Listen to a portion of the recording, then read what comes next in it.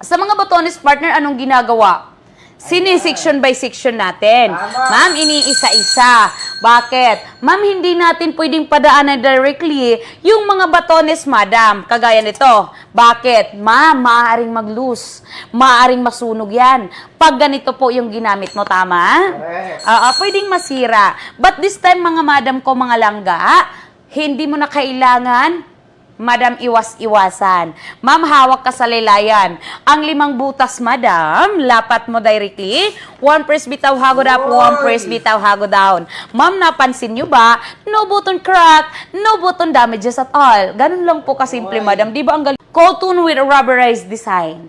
Kasi, sa totoo lang talaga, pag cotton kasi, wash and wear na lang. Kasi nga, ang hirap plansyahin. Lalo na pag may mga print. May mga print design kagaya nito. Ma'am, plinansya mo, madam, gamit mong typical na plansya, anong nangyari? Ma'am, yung pinaka-design niya lumipat sa ating plansya, tama? Ma'am, hindi na para madam. Kasi ito, madam, malakas sa kuryente. Ma'am, kapag plansya ko ang ginamit mo, madam, ma'am, yung ating pinaka-printed design, hindi mo na kailangan baliktarin sa pinanangdyaryo papel. Ma'am, isasampay lang. Lodi, langga, isampay mo lang. Pagkasampay, Lodi, hahawakan mo lang ang laylayan. Hawakan ang laylayan, madam. 5 butas ng plansya lapa. O ngayon, nakasabit lang. Ma'am, hindi mo na kailangan maglatag kang kabayo. Latag kang sapin? No more na. Ma'am, ang gagawin, hahawakan mo lang ang pinakalaylayan ng damit. Ma'am, hawakan. And then, madam, kailangan distansya sa kamay. Ilayo mo sa kamay mo kasi nakahawak ka sa gilid, sa pinakalaylayan. Ma'am, ang 5 butas na yan, madam, dyan lumalabas yung steam. Steam ang nagpapaunat ng damit. At syempre, steam din po, madam. Yung lumalabas niyan, steam din po, madam, ang nakakapag-paplansya ng ating mga damit. Alright, hawak ang laylayan. 5 butas, ilalapa. Kasi ngayon, madam, maulan. Minsan gusto na lang natin matulog. Ang dami nating plansyahin. Ma'am, tinatamad ka kasi mamalansya kasi ito yung gamit mo. Once na kamali ka ng timpla, sunog ang iyong damit, tama?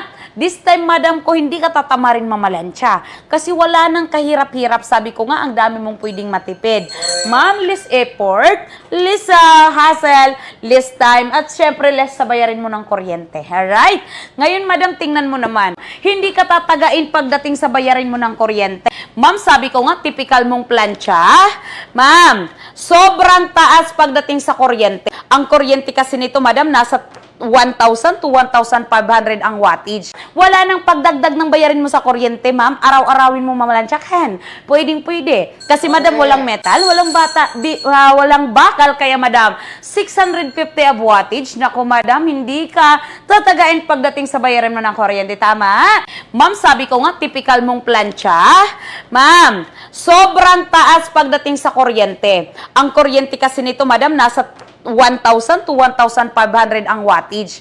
Ma'am, tatagain ka pagdating sa bayarin mo ng kuryente. And then pagkatapos, madam, the more the higher the number, the more natatas ang bayarin mo ng kuryente. Tama? Alright. Tapos, madam, pag nagkamali ka ng timpla, nasusunugan ka ng damit, sayang. Sayang ang iyong damit, di ba? But this time, madam, sa ino-offer kong plansya, madam, ma'am, wala siyang metal, walang bakal. That's why, ma'am, matipid sa kuryente. At syempre, hindi ka na masusunugan ng tela. Hindi ka na masusunugan ng kahit anong klase ng tela, ma'am, kan.